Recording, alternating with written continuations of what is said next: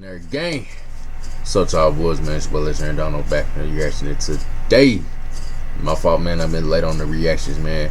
We got 3 pointers having run basketball. Now, the way JxmyHighroller is, bro, he like that. He can build context into things. So I'm actually interested to see what he got to say. You know what I'm saying, man? But hey, man, you know, make sure I come bro TK. Y'all didn't boys know. Y'all boys didn't know game 1 with the Boston. I think Golden State gonna take game 2. It'll be interesting. I don't know, man. We're gonna have to wait to see. I wish game 2 was today. I wouldn't be playing 2K right now. You know what I'm saying? But hey, man, let's get to it, man. It's gonna be interesting what my boy JxmyHighroller. Man, you been going crazy, man. I'm trying to get like you, my boy. That was luck. I ain't gonna hold you, my boy. Derek White ain't doing that. Now, Al Horford got that strap. Spot up. Nah, them boys was going crazy, boy. They was going crazy. And people really starting to overpower and overuse the 3-point shot, man. That boy Curry is shook, boy. Question: are 3-point shots worth too many points? Now I know that sounds a bit odd to you. I don't know. I mean, it's right there in the name. I think they go at the 4-point line soon. Too many players get too good at a shot that is worth too much. And it's a lot of people that have insurmountable runs that determine the outcome of games before they really ever even get started, and offenses with no real identity and only one goal in mind: find the open 3-pointer. That's why the shot that was created to specifically bring balance to a lopsided game has now become the most imbalanced mechanism of the game. So, that strap. Is the 3-pointer really worth too many points? Will Embiid falling to Thad Young, imagine. Today's video is brought to you by... Hey, man, we respect the sponsor. You know, hey, congratulations on the sponsor, man. You know what I'm saying? But we gonna get back to the video right. On January 5th, 1892, Dr. James Naismith published the original 13 Rules of Basketball. Within these 13 rules was what Dr. Naismith believed to be a perfectly Hey, Puma, sponsor me, man. Wearing your merch. 130 years, and nearly every single one of these rules is no longer applicable. The only one that still stands today is rule number 1. The ball may be thrown in any direction with one or both hands. Wow. So, a pass. Rule number 3 has long been eradicated from the game. A player cannot run with the ball. The player must throw. Bro, they had to make rule. Wait, people were able to run with the ball back then? Man. Allowance to be made for a man who catches the ball while running at a good speed if he tries to stop. Bruh. Yeah, we don't do that anymore. Yeah, I'm about to say, fam. Damn, best dunk of the game. Yo, congratulations to my boy Josh, so different for winning the dunk of the year. No cap, I saw that. The game that was originally introduced to the world as basketball has been completely revolutionized. Tell y'all, Ja gonna put on some weight. And transformed into the game we know and love today. And the biggest change the game has seen in its 130-year existence is the 3-point shot. Added to the NBA in 1979, the 3-point line brought unprecedented balance to the game. Smaller or less athletic players that were once pretty much decorative pieces on offenses centered around the big men and athletic wings now had a new powerful spot of greens. You no longer had to be a giant or a freak of an athlete to make a real impact on the game. And for the first time in nearly a century, shots that were taken from more than 15 feet out were worth taking. All thanks to a new shot that balanced the scales of basketball in a way the world had never seen before. The 3-point line was and still is. How the heck did he make that? That was lucky, fam. What? In the history of basketball. I ain't gonna hold you. Or maybe it wasn't. I've never put too much thought into the idea of the 3-point shot being far too valuable, even to the extent of possibly being a broken mechanic of the game. I mean, it seems to be balanced. But the other day I heard something that really warped my perspective on the 3-point shot and just how broken it may be. As I'm watching the game, I'm going, Phoenix is so much better than them tonight.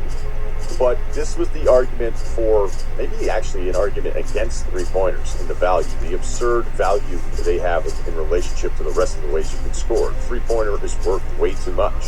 It just is. Every time it felt like Dallas was about to get blown out, they found a way to survive with 3-pointers enough. I thought it was a very good argument for, is the 3-pointer actually stupid? Because I felt like the separation between the two teams was so obvious in watching it. But hey, we have... Bro, that's what defense is for, you know.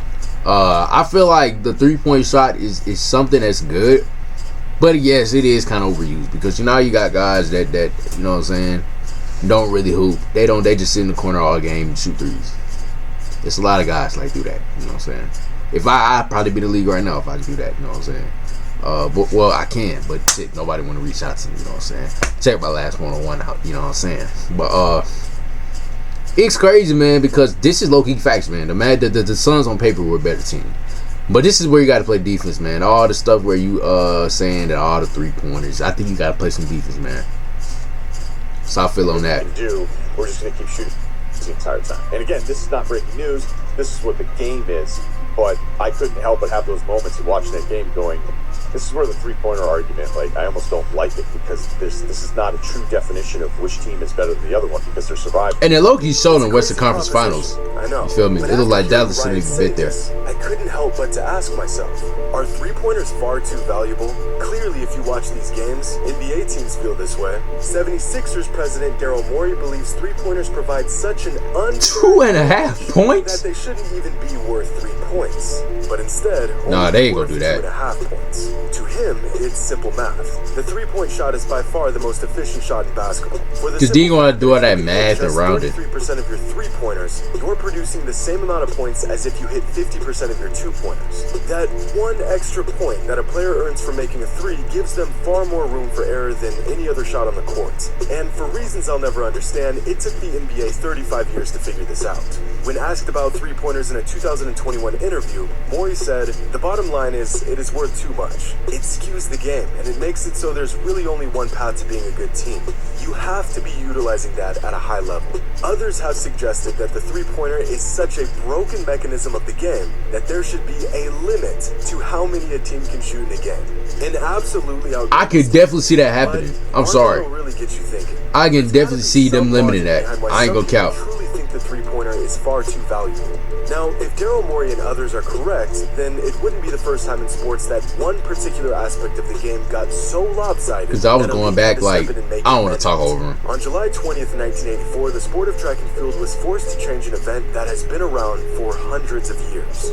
All because of this guy, track and field legend Yue Hong, who perfected the art of javelin throwing so well, he literally broke the event. Here's a record. Home of East Germany shatters American Tom Petronov's world record by over 6. Bro, it's crazy that people actually started like watching like sports like this, man. I couldn't do it, bro. I ain't gonna count. But like I was saying, bro, damn, he broke the record. You see where that javelin landed?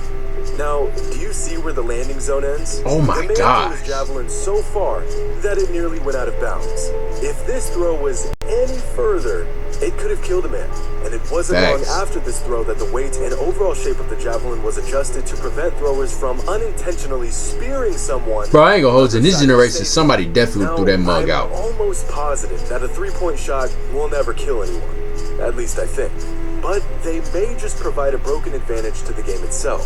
Morey believes that the 3-pointer is so valuable that he built an entire roster around it in the 2018 Rockets. This team was an incredible success, winning 65 games while attempting far more threes in a single season than any other team in league history.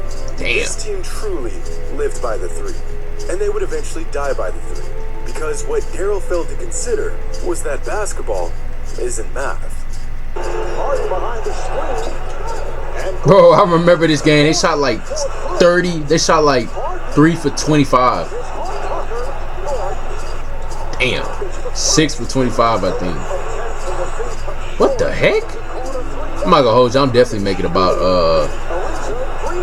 I'm not shooting this bad. I'm sorry. Damn, you still missing? Yeah, that's trash. I would have made at least, bro, a cool portion of these. I ain't gonna hold you. 6 for 39? Dog. 27 missed threes in a row in Game 7 of the Western Conference Finals. The worst 3-point shooting performance. Boy, that is pitiful. I remember this too. I ain't gonna hold you. In 186,141. the chances of the Rockets missing I'm sorry, man. Go 27 check my free throws, last according to this NBA reaction. Miraculously, the Rockets only lost this game by 9 points. Oh, boy, that's the tough part about it. The Rockets would have moved on to the NBA Finals, and Daryl Morey's three-point theory would have worked. But they didn't, and Morey has yet to replicate this same level of success as a strong believer in the long ball. So, boy, y'all lost by 9 points. You missed. All you had to do was hit like 3 of them threes. Lopsided advantage to teams that shoot it well, or 3 or 4. is it a perfectly balanced mechanism of the game? Well, objectively, it's not broken at all. At the NBA level, the three-pointer is so well balanced that it is nearly impossible to exploit. In fact, the three-point shot is such a well-tuned play better defense that it virtually has no advantage at all compared to other shots. Since the 2002 season, the average number of three-point attempts per game for NBA teams has climbed from just under 15 to 35. And yet, over that same time span, the average three-point percentage league-wide... Bro, yeah, I was watching like an interview with D-Wade. This is what I'm going to say real quick. I don't want to talk over him. They were saying if they shot like 9 to 10 threes, they was cool. NBA players haven't gotten much better at shooting them. When I saw these numbers for the That's all I'm going to say. Now they shooting about 30 of them a game. How can a shot that's become so well executed at the NBA level, a shot that most players now possess within their bag, find its way into the basket just as often as it did decades ago? It's almost as if the people who introduced the three-point shot to the game of basketball knew exactly where to put the three-point line for it to be advantageous enough to attempt, but not too advantageous to create an imbalance in the game. But they didn't. When Abe Saperstein and Ray Meyer first introduced the three-point line to the American Basketball League in 1960, they didn't crunch any numbers to find out the right distance for it. They didn't have any data to point them to the right spot on the court. They literally just picked a spot.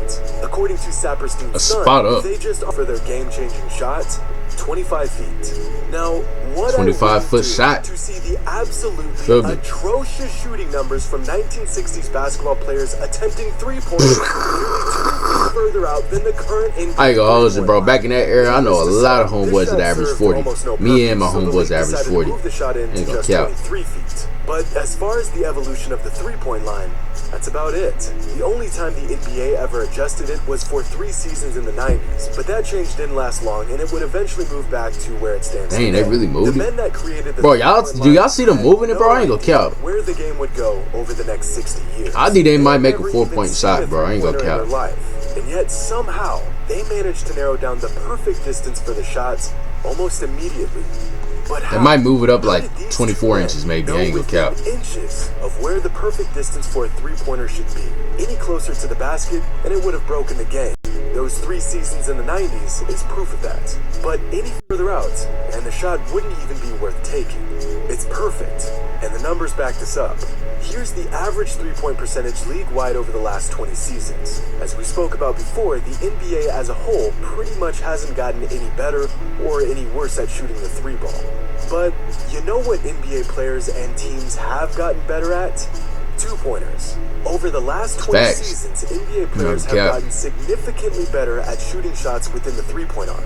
Now, at a certain point, if teams shoot two-pointers with enough efficiency, then the two-point shot will surpass the value of the three-point shot. It's a two-pointer. I mean, basic.